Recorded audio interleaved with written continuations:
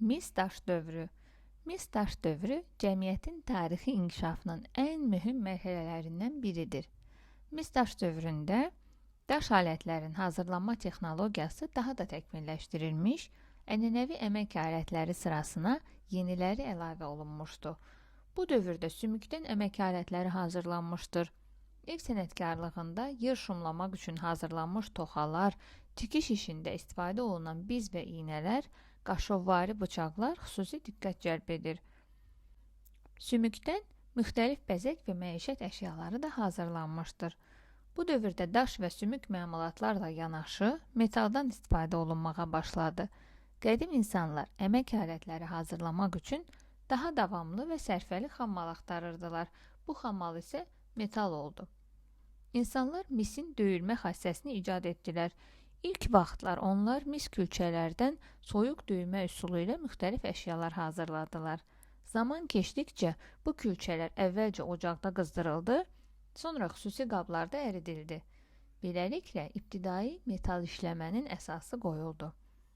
Mis daş dövrü daşdan tunca keçid mərhələsi idi. Bəzi xalqlarda bu mərhələ nisbətən tez, digərlərində isə gec başlamışdır. Mis əşyalar ilk dəfə qədim şərq ölkələrində meydana gəlmişdir. Azərbaycanda mis daş dövrü eramızdan əvvəl 6-cı minillikdən başlamış və eramızdan əvvəl 4-cü minilliyin ortalarına qədər davam etmişdir. Bu dövrdə əhalinin sayı xeyli artdı. Oturaq həyat tərzi sürən qəbilələr əkin-biçin alətləri hazırlayır, torpağı toxa ilə təmizləyir, müxtəlif taxıl növləri becərirdilər, məhsulu yığır, döyür və hazır məhsuldan istifadə edirdilər. Bu qəbilələrin sürülərində demək olar ki, bütün əsas ev heyvanları var idi.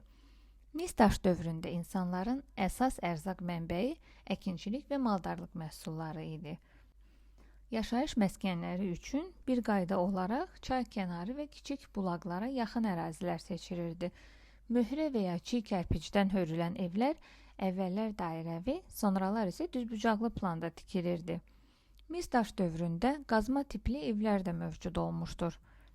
Yaşayış evləri vahid planla deyil, pərakəndə halda tikilirdi.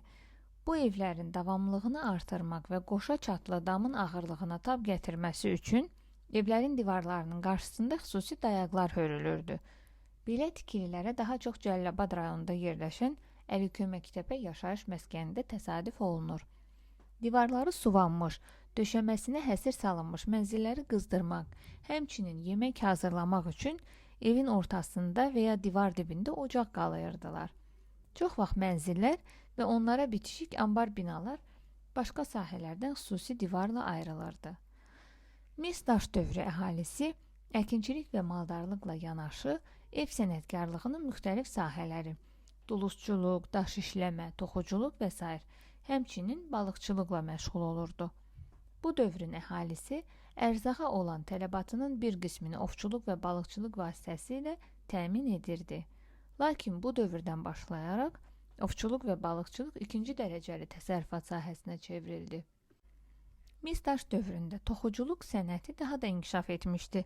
Azərbaycanın bir sıra mis daş abidələrindən tapılmış iy ucları, yəni pambıq və yundan iplik əyirmək üçün iki ucu sivri ağac alətdir.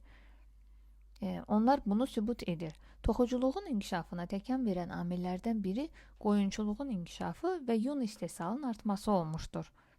Həmin dövrdə gün dəri emalı və bununla bağlı sahələrin də inkişaf etməsi nəticəsində aşılanmış dəridən ayaqqabı, paltar və s. hazırlayırdılar. Sənətkarlığın müxtəlif sahələri içərisində dulusçuluq daha çox yayılmışdı.